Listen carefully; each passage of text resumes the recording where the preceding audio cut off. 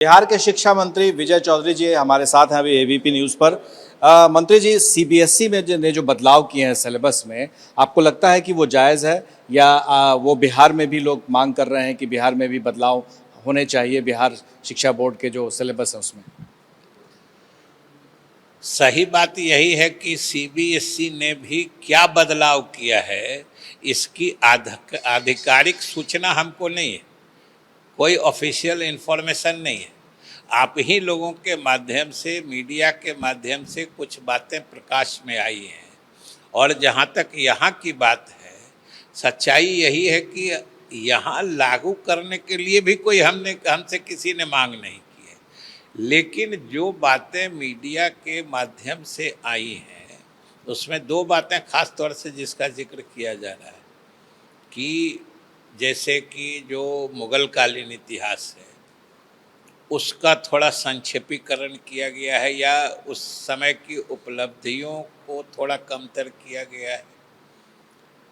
तो या फिर दूसरी बात, जो आधुनिक काल के इतिहास में जो शीत युद्ध का ज़माना था या गुट निरपेक्ष आंदोलन का जो मामला था, जिन चीज़ों की चर्चा पाठ्यक्रम में थी उसको बाहर करने की बात हो रही है।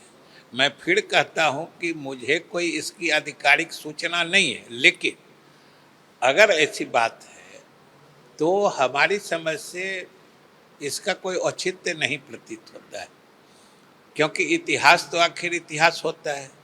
ये घटनाएं तो घटी हैं। तो इतिहास बदलने की कोशिश है? नहीं, बदलने की कोशिश कहाँ है, उसको बदल कैसे सकते हैं? उसको मैनिपुलेट किया जा सकता है, उसमें तोड़ तोड़ तोड़ मरोड़ कर। ये सीबीएसई ने जो किया है, ये होता है कि एक साथ ढेर सारी चीज़ों को पाठ्यक्रम में शामिल नहीं किया जा सकता है।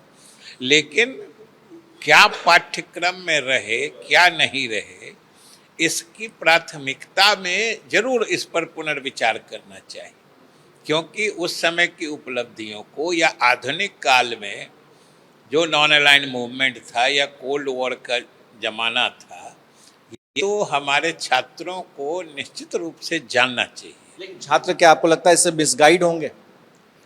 नहीं, ये मिसगाइड की बात अभी नहीं हम कह रहे हैं। ये जो आवश्यक चीज़ें हैं जो छात्रों को जानना चाहिए, ये पाठ्यक्रम से अगर बाहर हो जाते हैं तो छात्रों को इसकी सही जानकारी नहीं मिल पाएगी, जो उचित नहीं प्रतीत होता है।